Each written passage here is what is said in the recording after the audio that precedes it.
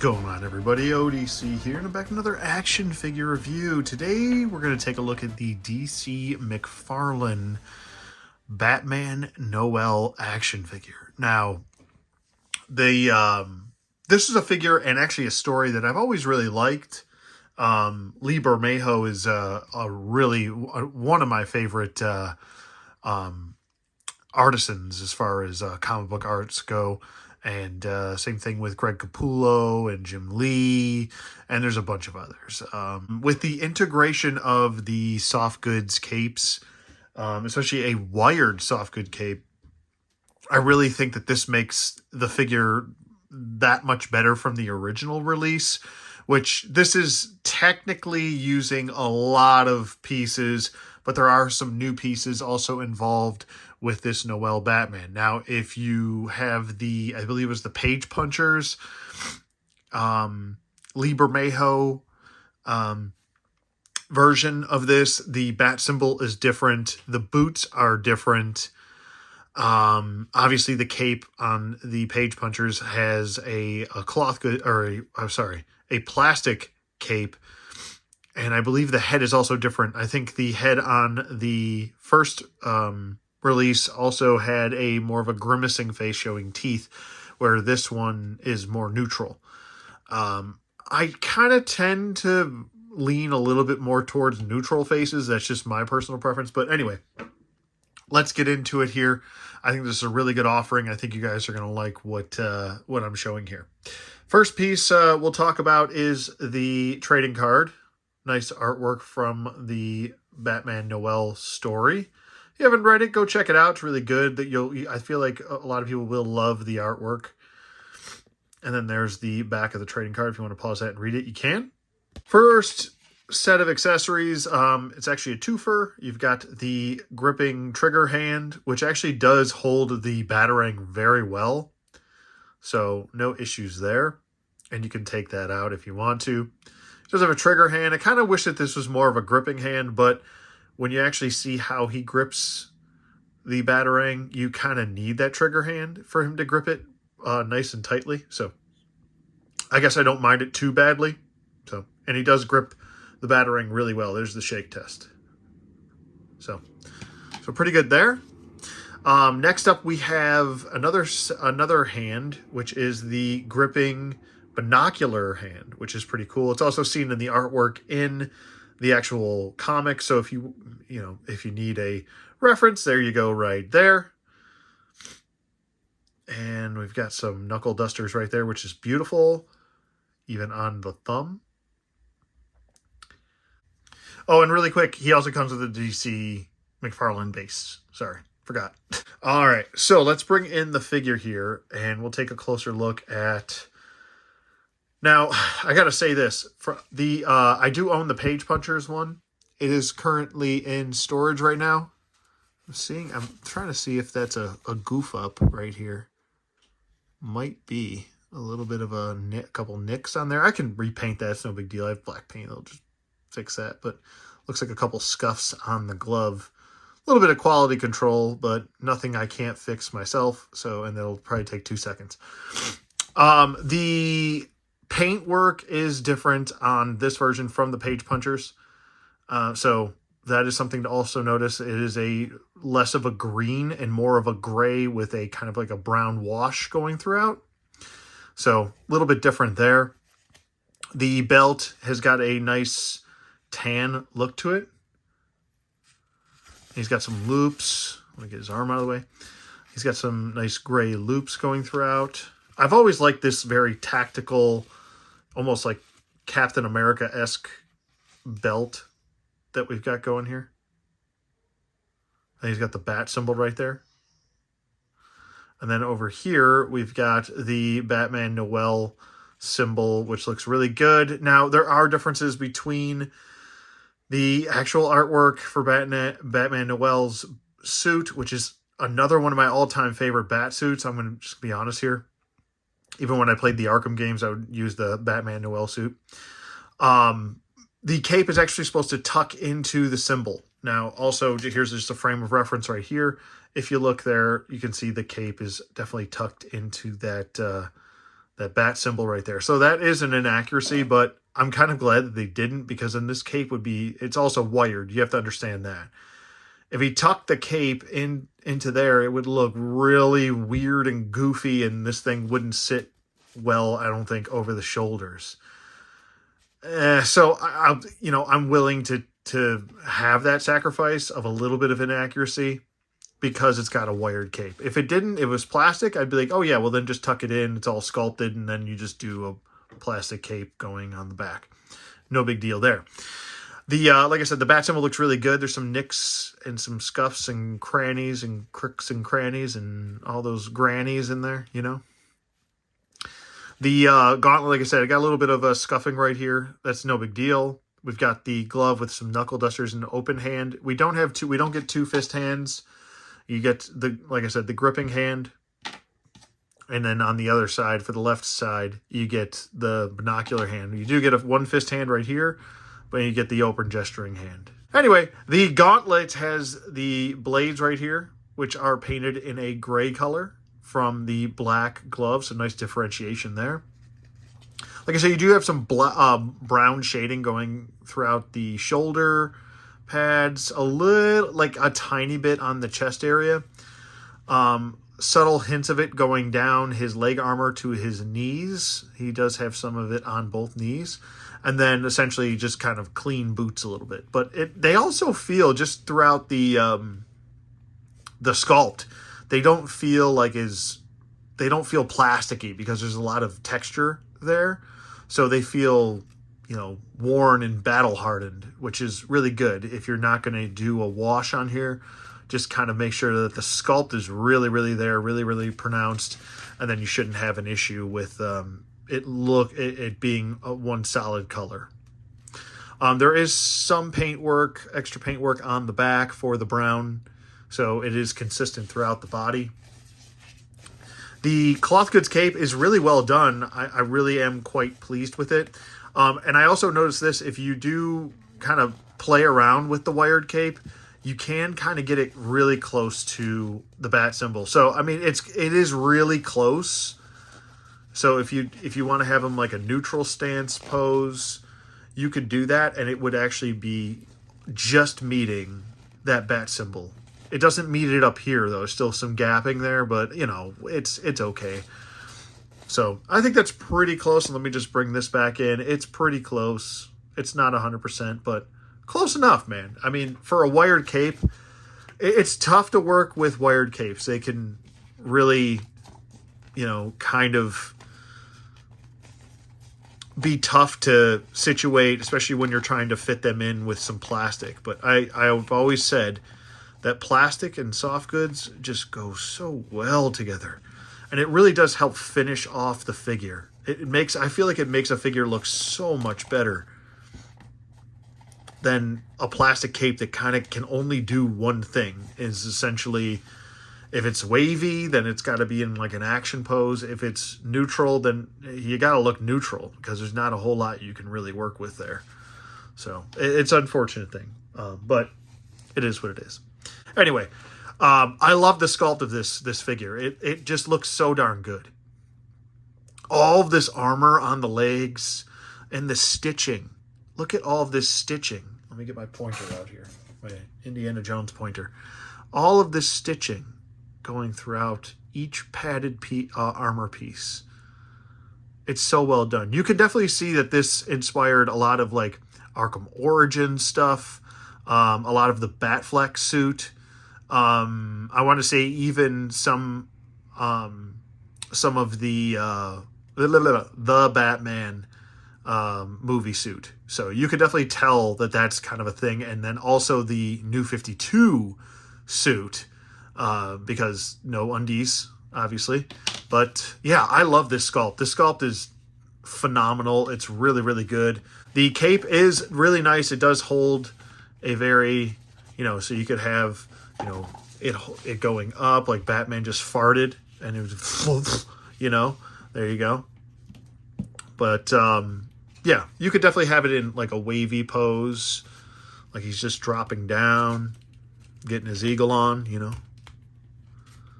or he's kind of, you know, doing one of these.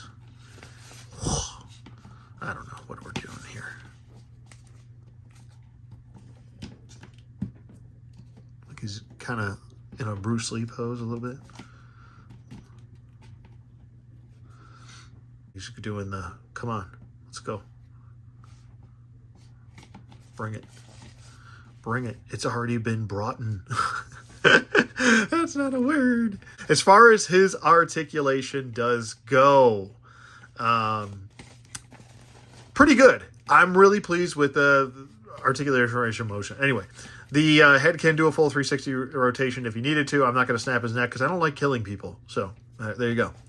The head can look up very well. I mean, really, really well. This is stuff that Superman figures should be able to do on a regular. Some of them can't. Head can look down nicely. Can tilt very well. Really good head range of motion. Let's see, we've got job turkeys. Oh, yeah, we got some up in here. There we go. Arms go up. You do have to work with this shoulder pad or shoulder armor. And it does have the arms go up. So that's about maxed out right there, but they do drop down a little bit. So that's something to point out. He does have butterfly joints, which are very, very limited, but they are there. He does have a bicep swivel. There you go. Double jointed elbow. Really good range of motion there. A lot of gapping issues there. That looks kind of ugly, but, you know, that's McFarlane for you. No glove swivel. We got a swivel at the wrist, and then we've got the weird joint. I hate these joints. A peg with a, I know I'm probably preaching to the choir here, but do a peg. Get rid of all this. I feel like this is extra work to make this. Like you're making extra pieces just to get this to swivel, and then you got to do that stupid rotation and then swivel to get it exactly where you want, and then swivel that, and then you can do this. So I don't like it. But you do get lateral and vertical hinge joint depending on where the ball is on there, the rotational ball.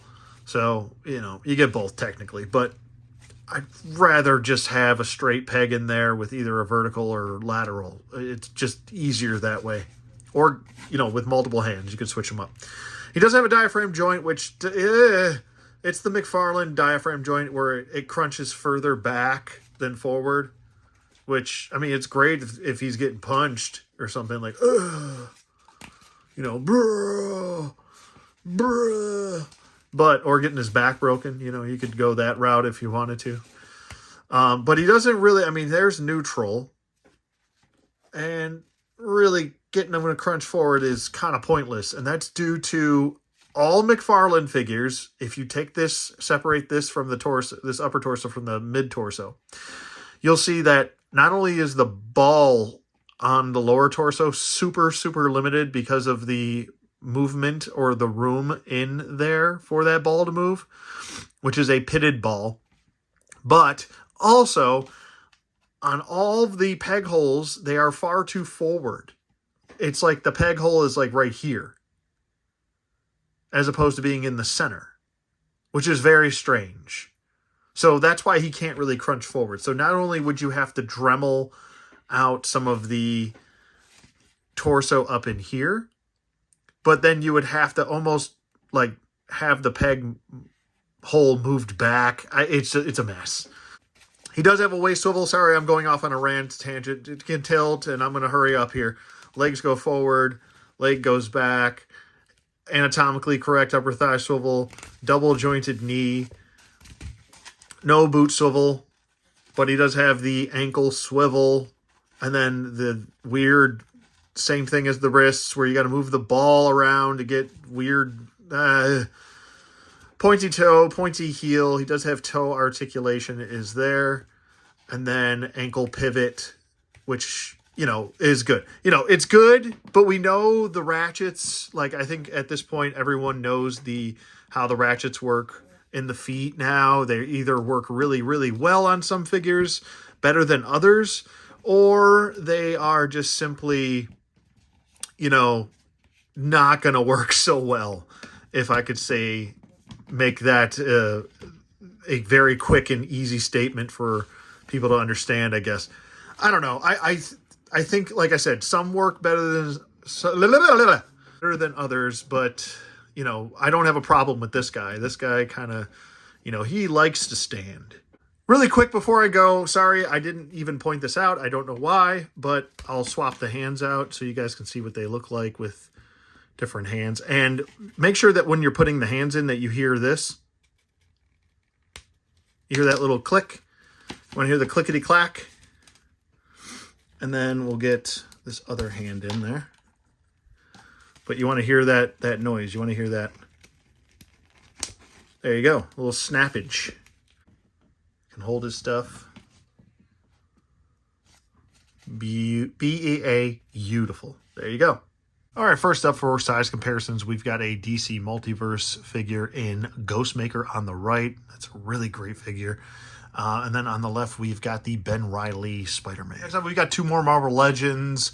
On the left, we've got the Punisher War Journal 2-pack Punisher. And then on the right, we've got the X-Factor Cyclops. Next up, we've got two G.I. Joe Classifieds. On the right, we've got Tiger Force Outback. And then on the left, we've got Obligatory Duke. All right, next up, we've got an Action Force Desert Condor figure on the left. And then on the right, we've got the NECA Phantom. And next up, we've got a Motu Masterverse figure in the classic 40th anniversary He-Man on the left. And then on the right, we've got the Operation Monster Force Dracula. All right, and next we've got two more DC Multiverse figures. We've got Jason Todd Red Hood on the right, and then we've got Shazam on the left. Okay, next up, we've got two Black Series action figures. It wouldn't be a review without a Luke. So we got Dagobah Luke on the right, and then on the left is kind of like a Kit Bash Jedi Luke. Okay, and last up, we've got two Jada Toys figures. We've got the Universal Monsters Wolfman and Invisible Man. Okay, so for my final thoughts on this DC McFarlane Batman Noel figure, I really, really like this figure. This might be one of my favorite Batman figures that I own. I'm just being blatantly honest here as far as my opinion goes. I love the sculpt on him. The sculpt is very intricate and extremely detailed, and that is really what you get with the majority of McFarlane offerings is sculpt and detail. I love the suit. That's a personal preference thing. That mileage will vary. The wired soft goods cape is fantastic. A lot of people have an issue with the wire not going throughout the rest of the cape, so it kind of dips in the middle, but you can manipulate that and get that to flip up, so it will look up, will go up, excuse me. I don't have a big problem with that. I'm just happy to have a wired cape in a, you know, sub $20 figure. I got him for $17 on Amazon. So you can get him. He's close to being clearanced out as far as that goes. So do check and keep up with the majority of the prices out there and kind of, you know, weigh your options as far as what online retailer you're going to buy it from. But this is a figure, like I said, I think came out, I want to say anywhere from 4 to 6 months ago. But I'm going to go ahead and I'm going to give him, I'm going to do this. Actually, I'll do that so I'm not blocking any of the accessories here. I'm going to give him 2 thumbs up and a full 100% recommendation. If you're on the fence between this version and the Page Punchers version, they're both pretty decently cheap. Personally, I would seek this one out. The wired soft goods cape does beat out the other one. If you like the bat symbol better, or the more traditional bat symbol on the Page Punchers version, then I would recommend go for that one. But it does have a plastic cape. So it was one of the earlier days of McFarlane. But anyway, that's pretty much it for me. I hope you guys enjoyed this review as much as I did shooting it. And yeah, I really do love this figure. He's phenomenal. But yeah. That's it for me. Be sure to check out memberships. Be sure to subscribe also. Ding those dongs for notifications. And leave a like and a comment. And that helps the channel grow. If you can't, if you don't want to become a channel member, I totally understand. But anyway, any way you can support is greatly appreciated. Other than that, I'd like to thank Terry Turner, and Woodman29 for their continued support as channel members. And I hope you guys have a great day. Enjoy your action figures, and I will see you guys on the flip side.